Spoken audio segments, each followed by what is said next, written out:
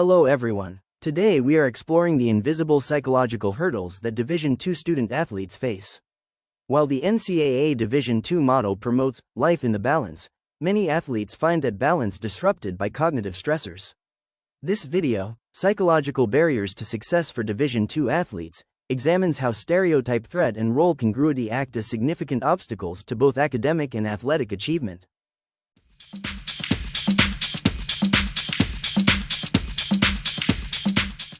Student athletes are often viewed through a lens of privilege, but in the classroom, they are a marginalized population.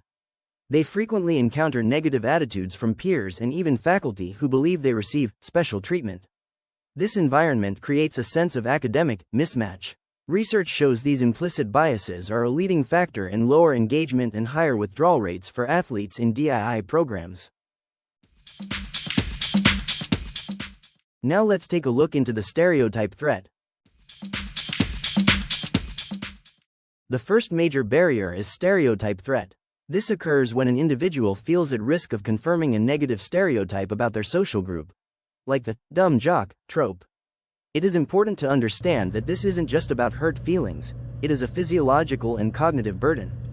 When an athlete enters a classroom, the fear of confirming this stereotype drains the mental resources they need to focus on their work. The second barrier is role congruity theory. This theory suggests that we experience stress when our social role, such as gender, doesn't seem to fit our professional or athletic role. For example, society often expects women to be communal and nurturing, while sports demand they be agentic and aggressive. This lack of fit perception creates a psychological conflict that can hinder performance and career progression. How does this look in practice? Studies have shown that simply priming an athlete, reminding them of their athletic identity before an exam, causes verbal reasoning scores to drop. A study by Stone and colleagues found a double threat for African American athletes. When both their athletic and ethnic identities were highlighted, the cognitive load increased, leading to significantly lower academic performance compared to their peers. Now let's talk about what seems to matter the most, which is the impact that these have on a student athlete's overall athletic performance.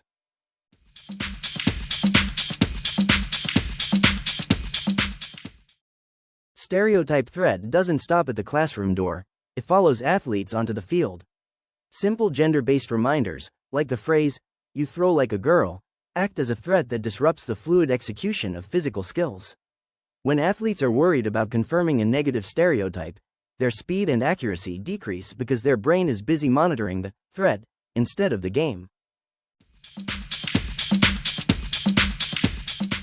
Now let's look at it from the lens of just a female athlete.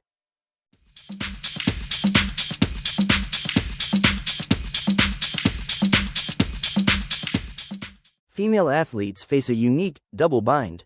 They are often pressured to maintain a traditional feminine body image while simultaneously building the muscle and power required for elite performance. Role congruity theory explains why this conflict leads to higher levels of body dissatisfaction and stress. It also explains why female athletic directors are often rated as less competent, simply because their leadership role is viewed as incongruent with their gender. Now let's look at it from a different lens. We cannot look at these issues in a vacuum. Intersectionality is key. An athlete's experience is shaped by how their race, gender, and sport status overlap. For instance, a minority female athlete may face 3 layers of stereotype threat simultaneously. Effective interventions must be nuanced enough to address these overlapping identities rather than treating athletes as one monolithic group.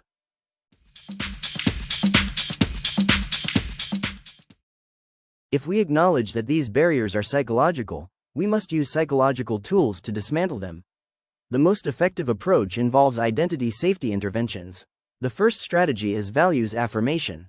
This is a brief writing exercise where athletes reflect on personal values, such as family, creativity, or kindness, that are entirely separate from their sport or their GPA.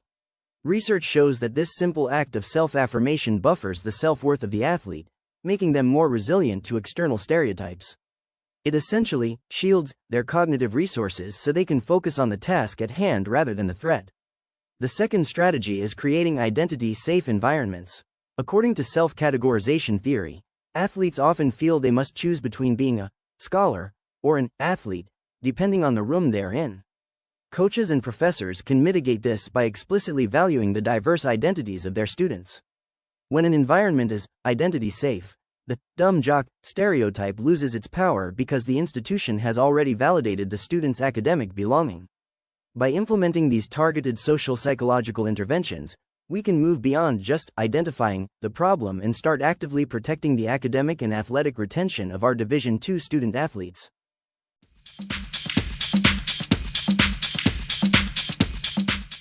Now let's take a look at what you can do as an individual in being proactive about these common issues.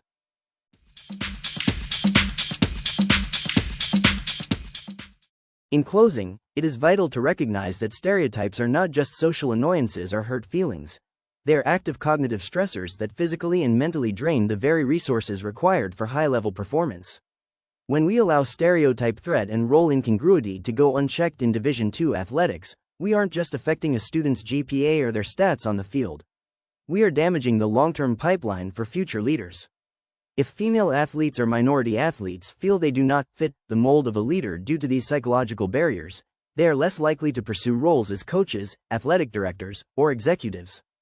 The Division II mission of life in the balance is only possible when we remove the weight of these invisible hurdles. By acknowledging implicit bias and implementing the social psychological interventions we've discussed, like values affirmation and identity-safe spaces, we can protect the well-being and success of every student athlete. We have the tools to interrupt these biases. It is now our responsibility to use them to create an environment where a student's identity is a source of strength rather than a source of threat.